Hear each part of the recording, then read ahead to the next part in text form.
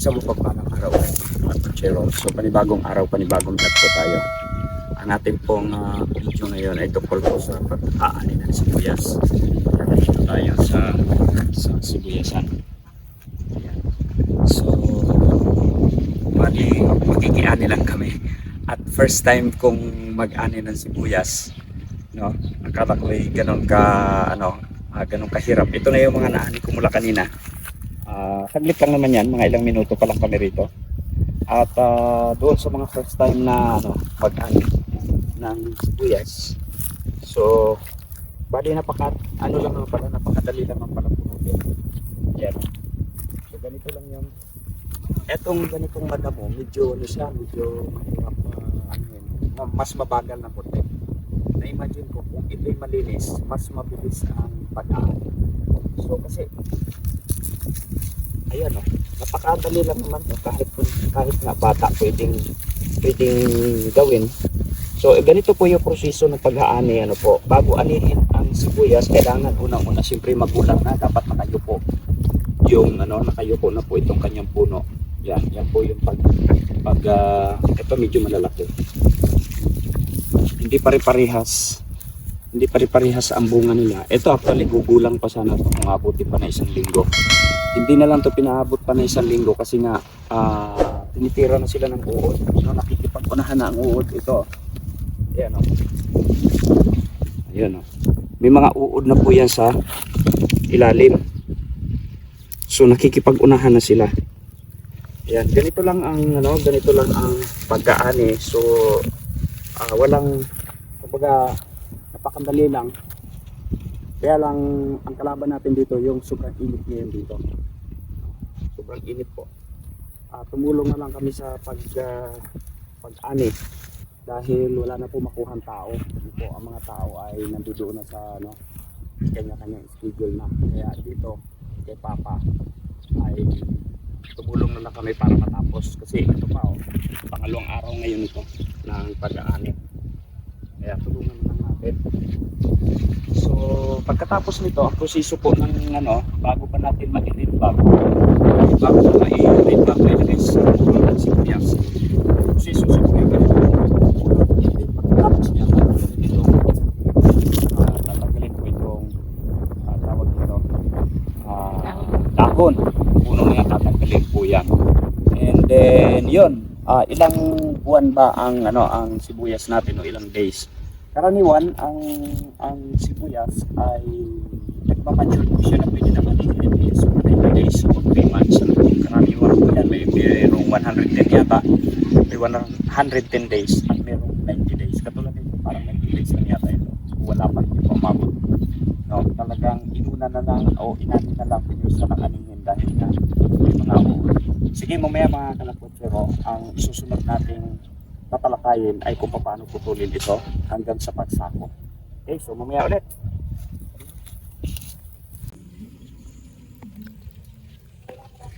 Ito yung hinarabas na mga kalakwatsero. Yan ganyan na po yung forma niya. Mabuti na nga lang to at hinarabas siya ganitong may laman na kahit papaano mapapakinabangan na siya. Talagang inuumpisahan na inuumpisahan na po siyang tirahin ng talaga. Ayan yun may mga uod So ganyan po sila kung tumira yung harabas. Kaya nga po inani na lang talaga ito dahil sa makikipag-unahan na po yung uod. Ayan namuti na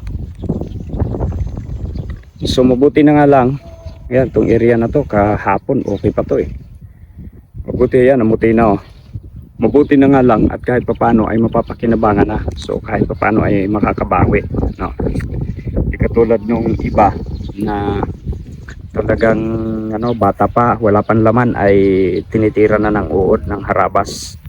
Kaya talagang ang mangyayari ay yan po yung logi ng mga magsisibuyas. Yan.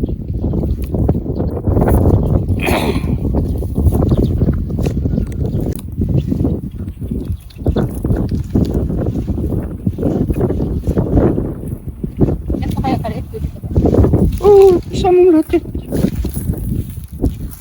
So next step po ng sibuyas ay ito, yung pagpuputol na ganyan. So nagsisit up lang ng ganyan, tapos ayan na. Talagang mabusisi din.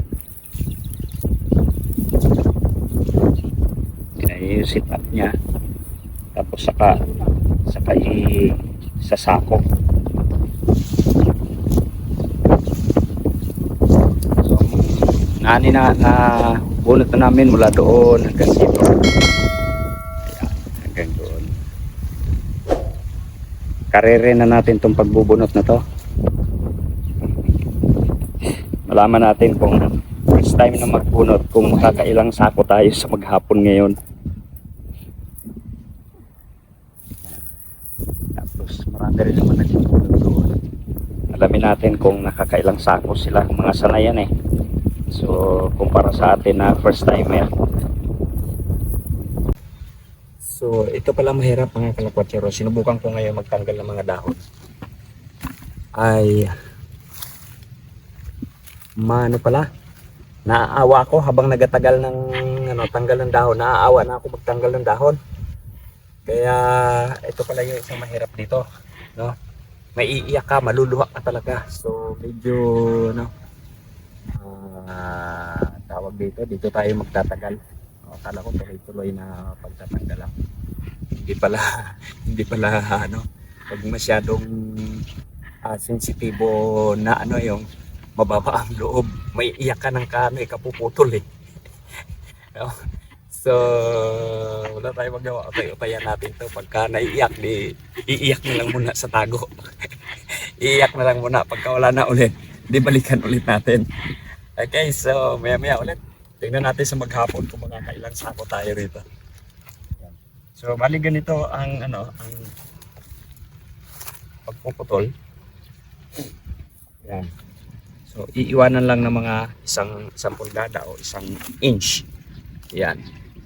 So kaya nakakaiyak. 'Di ba pag naggayat ka ng sibuyas, nakakaluha talaga, nakakaiyak siya kasi yung anghang ng sibuyas pupunta siya sa mata mo. So pa isa-isa wala problema, pero pag nagtuloy-tuloy na siya, yun na. Tulo na sipon. Kala mo, kaya yung palang nagaputol ng sibuyas, kung mapapansin mo nagaiyak ka na, yun na pala yun. So kala natin ay lang sila na naaawa lang sa sibuyas. So masakit sa mata. Okay?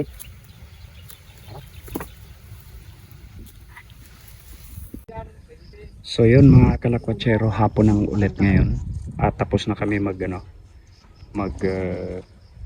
bunot ngayong araw na to. Maghapon nakawalo lang kami. Ayan. So ito lang yung aming nabunot. At meron tayo dito yung mga reject. Hiningin na natin yung mga reject. Ayan. Isang sako din.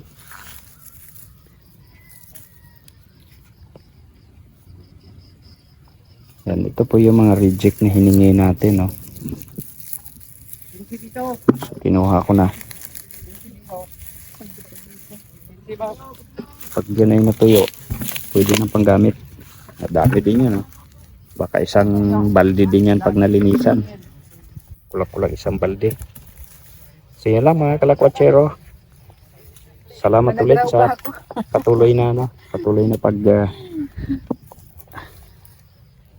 na panonood ng ating video. Sige po, God bless and bye-bye. Banagraw pa daw siya.